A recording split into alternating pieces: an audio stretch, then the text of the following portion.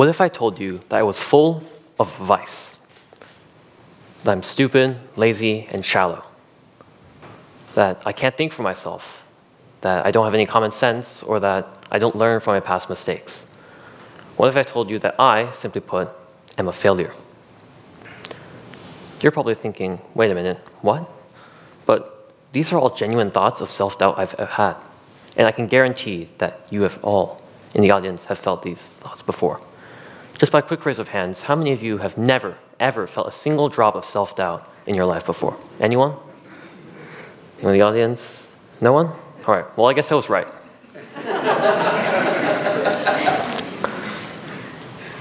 August 30th, 2023. Some of you may recognize that is my 16th birthday, but I, however, remember it quite differently.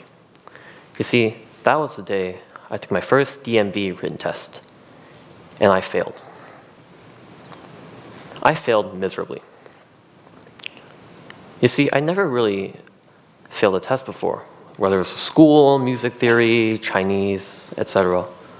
So failing was the first for me. As I got in the car, I didn't know how to feel, but what I did know that I was extremely disappointed in myself for not passing a test that I spent seemingly months preparing for. I started speaking all sorts of negative comments about me, the test, and just how stupid the DMV was.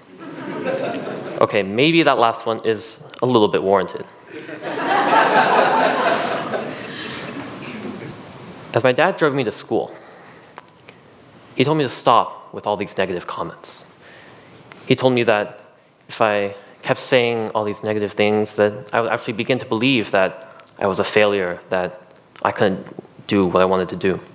He told me that it wasn't really a big deal. It wasn't the end of the world. After all, I could always retake the test. I was angry inside, but because of my dad, I had to oblige. So I stayed quiet. Later that day, when I walked to the table where I usually ate with my friends for lunch, my best friend Trevor came up to me with a pink pastry box in his hands. He revealed the contents, and inside was a jumbo donut, about the size of a small cake. He told me that it was for my surprise birthday celebration. And I was shocked. No one had really ever done this for me, so I didn't know how to react as well. As we divided the cake amongst ourselves, I stood there, speechless, stunned, unable to express the gratitude I had, because my best friend Trevor did not care whether I'd failed a test that morning, whether I'd made some tiny mistake 5 years ago, whether I had messed up here or there. No, he saw me for who I was, and he believed in me.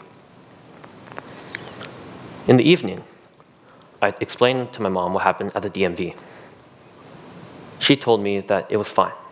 Again, like my father, she reassured that I could always retake the test again and that it wasn't the end of the world. After all, I was still here. The inverse of my expectations had happened. When I had failed, I thought that people would laugh at me, they would ridicule me, and they would mock me, and they would grill me for making such a petty mistake.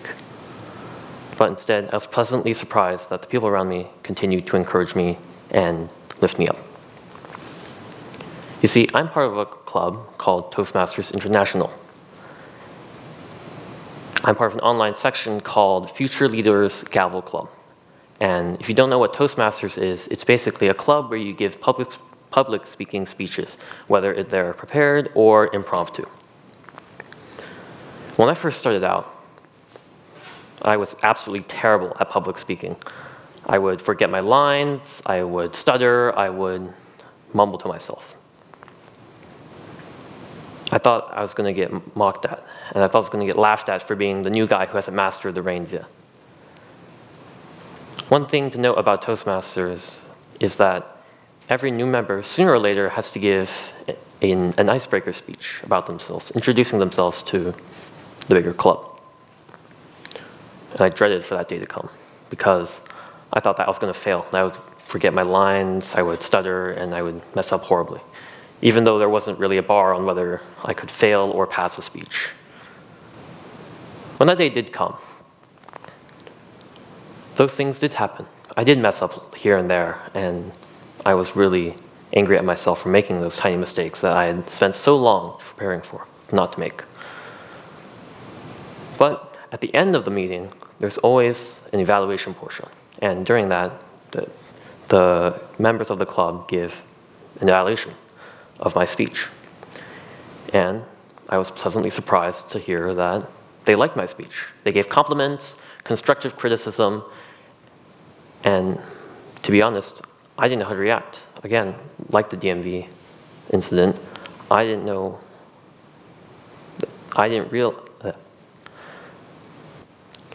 others didn't believe in me. I mean, others believed in me. I was the one who didn't believe in myself. When I learned that there were so many people across these different communities that believed in me, I felt empowered. They brought me up and they motivated me to pull myself together and move forward. You see, each relationship you form, each thread of trust that you create, of belief, that's like building a little safety net that you can rely on to catch you when you fall and when you fail. Every time I fail, every time I messed up, the people that were around me always motivated me and supported me and motivated me to get myself together and move forward. I was the one who didn't believe in myself. I was my own worst enemy. The famous writer Jean-Jacques Rousseau once said, "Aimez-vous, respectez-vous, et les autres vous aimeront et vous respecteront." And what that means in English is, love yourself, respect yourself, and the others will love you and respect you. I didn't love myself, and I didn't respect myself. Most importantly, I didn't believe in myself. But when I did, it was really empowering. I didn't have to look forward to making tiny little mistakes that people would laugh at me. Belief is a powerful force. These thoughts and ideas are incredibly empowering to the person who is receiving them. When someone says that they believe in you, they're essentially saying, I see something special in you. I see your unique capabilities and talents and your unlimited potential to grow. Their belief is a testament to your unique qualities that make you who you are. So I encourage you to think about this. Who believes in you? Do you believe in yourself?